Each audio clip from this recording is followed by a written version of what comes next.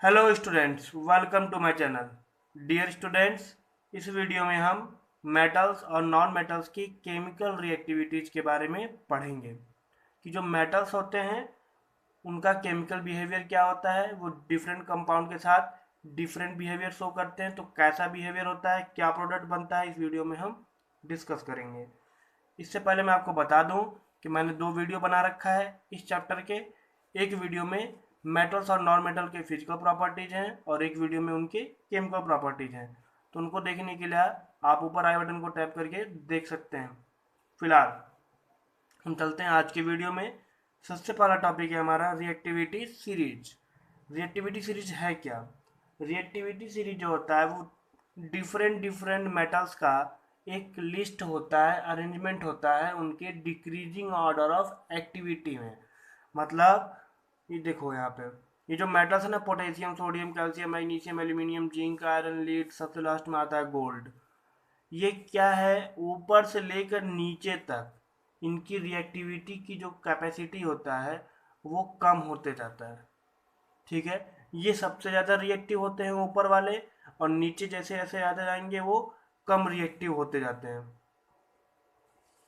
तो reactivity series is a list of metals arrange in the order of their decreasing activity. तो reactivity series एक metals का जो होता है वो लिस्ट होता है जिसमें सारे मेटल जो होते हैं वो डिक्रीजिंग ऑर्डर में अरेंज होते हैं ऊपर से नीचे की तरफ।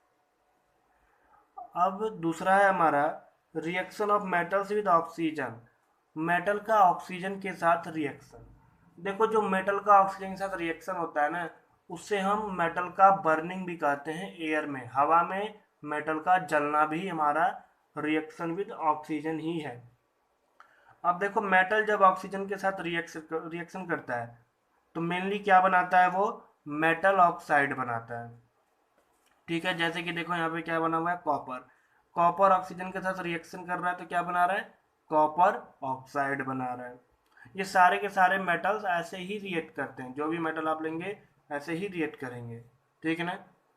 जैसे जिंक ले लेते हैं, चलो जिंक लेते हैं। जिंक जब ऑक्सीजन के साथ रिएक्शन करेगा तो ये क्या बनाएगा, जेड जिंक ऑक्साइड बनाएगा। ऐसे ही बहुत सारे मेटल्स हैं। लेकिन अभी मैंने बताया यहाँ पर रिएक्टिविटी सीरीज में जो ऊपर मेटल होते हैं वो ज़्यादा रिएक्टिव होते हैं, नीचे जैसे जाएंगे वो कम रिएक्टिव होते जाएंगे। सबसे टॉप पे क्या है, पोटेशियम और सोडियम। तो देखो यहाँ पे क्या लिखा है, पोटेशियम और सोडियम जो होते हैं are kept in kerosene oil to protect them to prevent accidental fires. अब पोटेशियम सोडियम जो होते हैं वो रिएक्टिविटी सीरीज में एकदम टॉप पे हैं। इसका मतलब क्या है, ये हाईली रिएक्टिव है। हाईली रिएक्टिव है तो क्या होगा, इनका रिएक्शन सबसे तेज होगा, सबसे फास्ट होगा, तुरंत रिएक्ट करेंगे। तो पोटेशियम और सोडियम का जो रिएक्टिविटी है वो बहुत ज़्यादा होने के कारण वो जैसे ही हवा में एक्सपोज होते हैं ये तुरंत रिएक्शन कर लेते हैं एयर के साथ, और रिएक्शन करके क्या बना लेते हैं, सोडियम ऑक्साइड, पोटेशियम ऑक्साइड बना लेते हैं। तो और जब रिएक्शन करते हैं तो हीट प्रोड्यूस होता है, और हीट प्रोड्यूसन से क्या होता है, वहाँ पे आग लग जाती है। इतने ज़्यादा रिएक्टिव होते हैं पोटेशियम सोडियम कि ऑक्सीजन के साथ रिएक्शन करते ही इसमें क्या लग जाता है, आग लग जाता है। तो इनको बचाने के लिए, इनको ऑक्सीडेशन से बचाने के लिए और आग ना लगे उससे बचाने के लिए पोटेशियम और सोडियम को केरोसिन ऑयल में रखते हैं, ताकि उनका ऑक्सीजन के साथ रिएक्शन ना हो पाए और वो जल ना पाए, और हमारा पोटेशियम सोडियम भी क्या हो, सुरक्षित रहे। उसके बाद पोटेशियम सोडियम के बाद और नीचे आएंगे तो मैग्नीशियम, एल्यूमिनियम, जिंक मिलेगा हमें। देखो, मैग्नीशियम, एल्यूमिनियम, जिंक और नीचे मिलेगा। जब नीचे हैं तो इनकी रिएक्टिविटी क्या होगी, कम होगी। तो ये जब रिएक्ट करते हैं तो ज़्यादा हीट प्रोड्यूस नहीं होता है, सोडियम पोटेशियम की तरह हीट प्रोड्यूस नहीं होता है। तो इनके केस में क्या होता है कि जैसे ही ऑक्सीजन इनसे रिएक्ट करता है तो मेटल आएगा। ये मान लो ये मेटल का सरफेस है, ऑक्सीजन यहाँ पे आया, यहाँ पे रिएक्ट किया तो यहाँ पे बन जाएगा उसके ऊपर मेटल ऑक्साइड। तो पूरे के पूरे मेटल सरफेस पे जो होता है मेटल ऑक्साइड का लेयर बन जाता है। फिर वो जो पतला सा मेटल ऑक्साइड का लेयर बनता है वो फर्दर ऑक्सीडेशन को रोक देता है, फर्दर ऑक्सीजन के साथ रिएक्शन को वो रोक देता है। जब एक बार देखो, ऑक्सीजन है इधर, ये है मेटल। मेटल अभी ऑक्सीजन से रिएक्शन नहीं किया तो क्या होगा, ऑक्सीजन इसके इसके ऊपर आएगा और रिएक्शन होगा, और यहाँ बन जाएगा पूरा का पूरा मेटल ऑक्साइड का लेयर इसके ऊपर। फिर क्या होगा, यहाँ ऑक्सीजन, यहाँ मेटल, और बीच में क्या है, मेटल ऑक्साइड का लेयर। तो क्या करता है ये मेटल ऑक्साइड का लेयर, इस मेटल को ऑक्सीजन के साथ रिएक्ट नहीं होने देता है और मेटल को क्या करता है, बचा लेता है, प्रोटेक्ट कर लेता है, सेव कर देता है कि वो फर्दर ऑक्सीजन के साथ रिएक्शन करके वो अपनी प्रॉपर्टी ना खो दे। देखो जैसे कि मान लो मैग्नीशियम हो गया, मैग्नीशियम जब ऑक्सीजन के साथ रिएक्शन बनेगा तो मैग्नीशियम ऑक्साइड बना लेगा, तो ये मैग्नीशियम तो बचा नहीं। ऐसे एल्यूमिनियम जब ऑक्सीजन के साथ रिएक्शन बनेगा तो एल्यूमिनियम ऑक्साइड बना लेगा, तो एल्यूमिनियम बचा नहीं, तो हमें एल्यूमिनियम हमें तो चाहिए, हमें तो यूज में एल्यूमिनियम चाहिए, मैग्नीशियम चाहिए, जिंक चाहिए। इसलिए क्या होता है, जब ये ऑक्सीडेशन होता है ना, ये तो लेयर बन जाता है, तो लेयर जो ऊपर का लेयर जो होता है ना, वो वह ऑक्साइड का लेयर रहता है, लेकिन उसके अंदर मेटल जो होता है वो सुरक्षित रहता है। और ये जो ऑक्साइड का लेयर होता है ना, वो हार्ड नहीं होता है, उसको हम इजीली जो है मोल्ड कर सकते हैं और भी हम कुछ बना सकते हैं उस एल्युमिनियम से। फिर होता है उसके नीचे आते हैं, उसके नीचे कौन सा आता है, देखो जिंक के बाद आयरन, लेड, हाइड्रोजन, कॉपर, ऐसे आयरन भी रिएक्शन कर लेता है ऑक्सीजन के साथ। फिर और नीचे आगे कॉपर आता है, तो देखो यहाँ पे क्या लिखा है, कॉपर।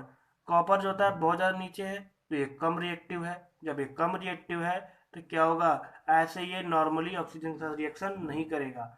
लेकिन अगर हम कॉपर को हीट करेंगे, कॉपर मेटल को अगर हीट करेंगे तो ये ऑक्सीजन के साथ रिएक्शन कर लेगा, तो और क्या बनाएगा, ये ब्लैक कलर का लेयर बना लेता है अपने सरफेस पे। देखो, on heating copper is covered with thin black layer of oxide. जैसे हम कॉपर को हीट करते हैं तो ये ऑक्साइड का ब्लैक लेयर अपने ऊपर बना लेता है। फिर उसके नीचे क्या है, देखो सिल्वर है, मरकरी है, गोल्ड है। तो सिल्वर और गोल्ड जो होता है वो ऑक्सीजन के साथ रिएक्शन नहीं करता है, और चाहे उनको हीट कर लेंगे तब भी हायर टेम्परेचर्स पर भी नहीं करता है ये। कोल्ड पे तो वैसे ही नहीं करता है, ये कॉपर ही, कॉपर से ऊपर वाले करते हैं, लेकिन कॉपर तक क्या होता है, हीट करना पड़ जाता है। और लेकिन सिल्वर गोल्ड क्या होता है, उससे भी कम रिएक्टिव होता है, ये हीट करने के बाद भी ऑक्सीजन के साथ रिएक्शन नहीं करते हैं। तभी तो जो हमारे गहने होते हैं जो औरतें पहनती हैं, वो क्या होता है, सिल्वर गोल्ड के होते हैं, और वो सालों साल तक चलते रहते हैं, सालों साल तक उनकी चमक बनी रहती है, वो जल्दी खराब नहीं होते हैं। और फिर है हमारा रिएक्शन विद वाटर। अब जो होता है, जो मेटल्स होते हैं उनका वाटर के साथ रिएक्शन कैसे होता है, सबसे टॉप पे मैंने बताया अभी क्या होता है, पोटेशियम और सोडियम। तो जब पोटेशियम जो होता है, जब भी मेटल वाटर के साथ रिएक्शन करेगा तो मेटल ऑक्साइड और हाइड्रोजन बनाता है। तो जो पोटेशियम होता है, देखो वाटर के साथ रिएक्शन कर रहा है तो क्या बना रहा है, पोटेशियम हाइड्रोक्साइड और हाइड्रोजन, और क्या निकल रहा है, हीट एनर्जी। मैंने अभी बताया था कि पोटेशियम और सोडियम जो होता है वो हाईली रिएक्टिव होते हैं, जैसे ही ऑक्सीजन के साथ रिएक्ट करते हैं तो क्या होता है, हीट प्रोड्यूस होता है, और उस हीट प्रोडक्शन से क्या लग जाती है, आग, आग लग जाता है। तो वैसे ही यहाँ भी होगा, जो ये पोटेशियम और सोडियम है बहुत ज़्यादा हाईली रिएक्टिव होते हैं, ये ठंडे पानी के साथ ही रिएक्शन कर जाते हैं, और रिएक्शन करके बनाते हैं हमारा हाइड्रोक्साइड, हाइड्रोजन, और हीट प्रोड्यूस होता है यहाँ पे बहुत ज़्यादा। और वो जो हीट प्रोड्यूस होता है वो इतना ज़्यादा होता है कि जो ये हाइड्रोजन गैस प्रोड्यूस हुआ है इसमें आग लग जाता है। ये हाइड्रोजन गैस क्या होता है, जलने लगता है। तो ये तो हो गया पोटेशियम का। फिर सोडियम का। देखो सबसे पहले जो पोटेशियम सोडियम होता है वो डायरेक्ट हाइड्रोक्साइड नहीं बनाता है, ठीक ना। सबसे पहले क्या होता है, देखो सोडियम जो है ना वाटर के साथ रिएक्शन करता है और बनाता है सोडियम ऑक्साइड प्लस हाइड्रोजन। ये स्टेप है, सोडियम ऑक्साइड प्लस हाइड्रोजन बनाता है। उसके बाद क्या करता है, ये सोडियम ऑक्साइड जो होता है दूसरे वाटर, देखो एक वाटर का मॉलिक्यूल के साथ सोडियम रिएक्शन हुआ है तो ये बना है। फिर ये सोडियम ऑक्साइड जो दूसरे वाटर के मॉलिक्यूल के साथ रिएक्शन करेगा और बनाएगा सोडियम हाइड्रोक्साइड, ठीक है। फिर इन दोनों इक्वेशन को हम मिला देंगे तो क्या होगा, देखो रिएक्टेंट के साइड पे क्या क्या कॉमन है, सोडियम है, और दो हाइड्रोजन, दो वाटर आ गया, दो वाटर आ गया है और एक सोडियम है रिएक्टेंट के साइड पे। और प्रोडक्ट प्रोडक्ट प्रोडक्ट के साइड पे क्या कॉमन है, देखो हाइड्रोजन है और NaOH, ये तुम्हें प्रोडक्ट पे मिल रहा है, क्योंकि ये जो प्रोडक्ट था पहले केस में वो दूसरे केस में क्या बन गया था, रिएक्टेंट बन गया था, इसलिए हम इसको कंसिडर नहीं करेंगे, ये दोनों माइनस होकर खत्म हो जाएंगे। तो रिएक्टेंट के केस में क्या है, सोडियम है, दो वाटर का मॉलिक्यूल है, और यहाँ पे क्या है, सोडियम हाइड्रोक्साइड और हाइड्रोजन, और प्लस हीट एनर्जी। तो दोनों को मिला के देखो रिएक्शन कैसा हो जाएगा, sodium plus water, sodium hydroxide plus hydrogen plus heat energy, उनको मिला के बन जाएगा हमारा। फिर आता है हमारा कैल्शियम। कैल्शियम का साथ रिएक्शन जब होता है वाटर का, ये भी कोल्ड वाटर के साथ रिएक्शन कर लेता है। तो यहाँ पे जो हीट प्रोड्यूस होता है वो बहुत कम होता है। इनके कंपैरिजन में क्या होता है, हीट प्रोड्यूस कम होता है, और हीट इतना कम प्रोड्यूस होता है कि जो हाइड्रोजन होता है इसमें आग नहीं लग पाता है, और हाइड्रोजन ये सेफ रहता है बिल्कुल। फिर आता है हमारा, उससे नीचे होता है हमारा मैग्नीशियम, कैल्शियम से नीचे। मैग्नीशियम जो होता है ना वो लेस रिएक्टिव होता है इन सब से, तो ये कोल्ड वाटर के साथ रिएक्शन नहीं करता है। ये किससे रिएक्शन करता है, हॉट वाटर के साथ, गर्म पानी के साथ रिएक्शन करता है मैग्नीशियम। तो ये क्या बनाता है, मैग्नीशियम हाइड्रोक्साइड प्लस हाइड्रोजन बनाता है। लेकिन कैल्शियम और मैग्नीशियम के केस में एक चीज़ और होता है, वो क्या होता है कि जब कैल्शियम और मैग्नीशियम वाटर के साथ रिएक्शन करते हैं तो हाइड्रोजन गैस का बबल बनता है। तो वो बबल्स क्या होते हैं, उन कैल्शियम और मैग्नीशियम के साथ चिपक जाते हैं, स्टिक कर जाते हैं। तो वो कैल्शियम और मैग्नीशियम पानी में तैरने लगते हैं, फ्लोट करने लगते हैं। देखो यहाँ पे लिखा है, magnesium and calcium start floating because the bubbles of hydrogen gas sticks to its surface. Magnesium और ऑक्सीजन जो होते हैं वो पानी में तैरने लगते हैं, क्योंकि जो हाइड्रोजन गैस के बबल होते हैं वो मैग्नीशियम और ऑक्सीजन के साथ, मैग्नीशियम और कैल्शियम के साथ चिपक जाते हैं। फिर उसके बाद है हमारा, उससे नीचे होता है एल्यूमिनियम, आयरन, जिंक। ये उससे भी कम रिएक्टिव होते हैं, तो ये हॉट वाटर के साथ भी रिएक्शन नहीं करते हैं। ये किससे रिएक्शन करते हैं, स्टीम के साथ। स्टीम क्या होता है, वाटर का गैसियस फॉर्म होता है, तो देखो गैस गैस लिख दिया मैंने। ये स्टीम के साथ रिएक्शन करते हैं और ये मेटल ऑक्साइड बनाते हैं, मेटल हाइड्रोक्साइड नहीं बनाते, क्या बनाते हैं, मेटल ऑक्साइड। ठीक है, मेटल ऑक्साइड प्लस हाइड्रोजन, देखो metal oxide plus hydrogen, metal oxide plus hydrogen बनाते हैं। फिर उससे नीचे क्या होता है, लेड होता है, कॉपर होता है, सिल्वर होता है, गोल्ड, ये उससे भी नीचे होता है। और ये उससे भी नीचे है, तो मतलब क्या होगा, ये उससे भी कम रिएक्टिव होंगे। कम रिएक्टिव होने की वजह से क्या होता है, ये वाटर के साथ रिएक्शन नहीं करते हैं। चाहे हॉट वाटर हो, चाहे कोल्ड वाटर हो, चाहे स्टीम हो, ये किसी भी फॉर्म में रिएक्शन नहीं करते हैं। अब है हमारा रिएक्शन विद एसिड्स। मेटल जो है एसिड के साथ रिएक्शन कैसे करते हैं, तो देखो मेटल जो है डाइल्यूट एसिड के साथ रिएक्शन करता है और बनाता है salt plus hydrogen. Metal acid के साथ रिएक्शन करेगा और बनाएगा सॉल्ट प्लस हाइड्रोजन। जैसे देखो यहाँ पे जिंक मेटल है, हाइड्रोक्लोरिक एसिड के साथ रिएक्शन कर रहा है, तो क्या बना रहा है, ZnCl2, जिंक क्लोराइड और हाइड्रोजन, ये क्या है, एक सॉल्ट है। आयरन जो है H2SO4 रिएक्शन कर रहा है, तो क्या बना रहा है, आयरन सल्फेट और हाइड्रोजन, ये क्या है, एक सॉल्ट है। ऐसे ही बाकी के सब मेटल होते हैं, जब डाइल्यूट एसिड के साथ रिएक्शन करते हैं तो सॉल्ट और हाइड्रोजन बनाते हैं। लेकिन एक और एसिड होता है आपका, जो होता है वो नाइट्रिक एसिड। ये तो हाइड्रोक्लोरिक एसिड है, ये सल्फ्यूरिक एसिड है, और एक होता है हमारा नाइट्रिक एसिड भी। तो जो जब मेटल जो होता है वो नाइट्रिक एसिड के साथ रिएक्शन करते हैं, तो ये हाइड्रोजन गैस जो प्रोड्यूस हो रहा है ना, नाइट्रिक एसिड के केस में ये प्रोड्यूस नहीं होता है। क्योंकि नाइट्रिक एसिड जो होता है वो स्ट्रॉन्ग ऑक्सीडाइजिंग एजेंट होता है। वो क्या करता है, इस हाइड्रोजन गैस को ऑक्सीडाइज कर देता है, इसमें ऑक्सीजन ऐड कर देता है। तो हाइड्रोजन के साथ जब ऑक्सीजन ऐड होगा तो ये क्या बन जाएगा, वाटर बन जाएगा। तो ये जो हाइड्रोजन प्रोड्यूस होता है ये दोबारा क्या बन जाता है, वाटर बन जाता है। देखो यहाँ पे लिखा है H2 gas is not evolve when a metal react with nitric acid, जिसको बोलते हैं HNO3, because HNO3 is a strong oxidising agent. Hydrogen gas जो होता है वो प्रोड्यूस नहीं होता है जब मेटल नाइट्रिक एसिड के साथ रिएक्शन करते हैं, क्योंकि जो नाइट्रिक एसिड होता है वो स्ट्रॉन्ग ऑक्सीडाइजिंग एजेंट होता है। It oxidises hydrogen to water and itself gets reduced to any other nitrogen oxide। ये क्या करता है, जो हाइड्रोजन गैस प्रोड्यूस हुआ है इसमें इसको ऑक्सीडाइज कर देता है, इसमें ऑक्सीजन को ऐड कर देता है, जिससे क्या बन जाता है, वाटर बन जाता है। और खुद क्या कर देता है, वो रिड्यूस हो जाता है। खुद जो वो HNO3 है वो रिड्यूस होकर क्या बन जाता है, नाइट्रोजन ऑक्साइड। चाहे N2O बन जाएगा, चाहे NO बन जाएगा, चाहे NO2 बन जाएगा। लेकिन मैग्नीशियम और मैंगनीज दो ऐसे मेटल हैं जो नाइट्रिक एसिड के साथ भी हाइड्रोजन प्रोड्यूस कर देते हैं। मैग्नीशियम और मैंगनीज क्या होते हैं, दो ऐसे मेटल हैं जो कि क्या करते हैं, वेरी डाइल्यूट HNO3 के साथ रिएक्शन करते हैं और हाइड्रोजन गैस को प्रोड्यूस कर देते हैं। ये आपको ध्यान में रखना है, बहुत ही इंपॉर्टेंट है ये।